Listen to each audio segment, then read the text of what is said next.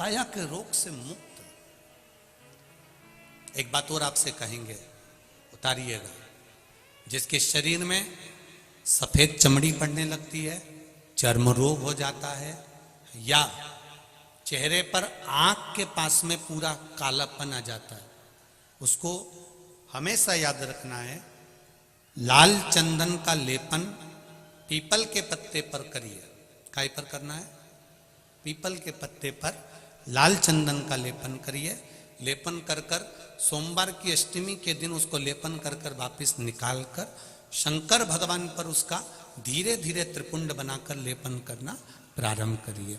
जब आप त्रिपुंड बनाकर लेपन करना प्रारंभ करें, उसके बाद उस चंदन को जो सोमवार की अष्टमी है तब निकाल कर लिया है और निकाल कर लाकर उसको डब्बी में रख लें। उस चंदन का प्रयोग चर्म रोग के स्थान पर थोड़ी थोड़ी मात्रा में करना प्रारंभ करें, पानी के साथ मिलाकर। परंतु उस चंदन को केवल 6 से 7 दिन में प्रयोग करिएगा, ज्यादा नहीं। धीरे धीरे चमड़ी, परंतु उसको सोमवार की अष्टमी के दिन सिद्ध कर कर बनाना है। उसको सोमवार की अष्टमी के दिन चढ़ाना है श्री शिवाय नमस्तुभ्यम या ओम नमः शिवाय या पंचाक्षर मंत्र या महामृत्युंजय मंत्र, जो आपको आता हो, शिव जी का जो नाम आपको याद हो उसको बोलकर चढ़ा दो। उसको लिया, फिर उसको अपने शरीर पर लगाना प्रारंभ करो। उसका फल आपको 15 दिन के अंदर धीरे धीरे धीरे धीरे प्राप्त होना प्रारंभ हो। लाल चंदन का प्रयोग शिव जी के लिए अवश्य। दूसरा, जब विषम परिस्थिति आ जाए, ऐसा लग रहा है कि आपने पशुपति व्रत कर लिया, सोमवार की अष्टमी का प्रयोग कर लिया, मैंने शंकर जी की आराधना कर ली, तो भी विषम परिस्थिति चल रही है, अभी तक कोई सुधार आने को तैयार नहीं है, तब शंकर जी के मंदिर में जब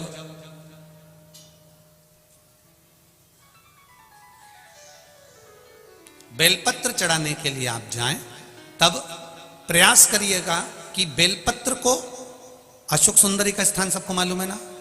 बोलो, जम के बोलो जरा, मालूम है सबको? अशोक सुंदरी वाली जगह पर बेलपत्री को, डंडी वाली जो जगह है जहां से पानी बहकर जाता है, उधर रखना। उसी बेलपत्री को वापस उठाना है। शिव जी के शिवलिंग पर जब बेलपत्री रखो तो डंडी का भाग, आप यहां बैठे हो तो डंडी का भाग पीछे की ओर होना चाहिए। शिवलिंग जैसे ये है तो डंडी का भाग पीछे की ओर, उसको रखकर 7 लोटा जल भगवान शंकर पर समर्पित कर दीजिए। अपने भाव को रखते हो। अगर विषम परिस्थिति चल रही है, आपने पशुपति व्रत कर लिया, सोमवार की अष्टमी का कर लिया, उसके बाद भी कार्य नहीं हो रहा, अटक रहा है, किसी कारणवश कोई फाइल मोटी है, थोड़ा समय लग रहा है, तो 7 लोटा जल का प्रयोग करें। धीरे धीरे 7 लोटा जल शिव जी को बाल्टी में भरकर ले जाएं अपने घर से। 7 कलश जल शिव जी को समर्पित करना है और समर्पित करने के बाद उस बेलपत्री को वापिस अपने ही घर पर लेकर आ जाना।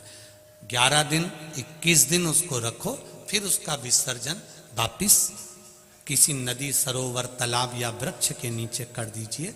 बाबा हाथ पकड़कर बाहर निकाल ही देगा। परिस्थिति अगर बहुत विचित्र, विषमता, बहुत विषम परिस्थिति में उस जगह पर इसका प्रयोग कर सकते। शंकर भगवान को रिझाना, बेलपत्र का प्रयोग भगवान शिव को रिझाने का जो आनंद है, शिव को जो मनाने का आनंद है, वो एक स्वरूप ही अलग है, उसका एक स्वरूप आनंद।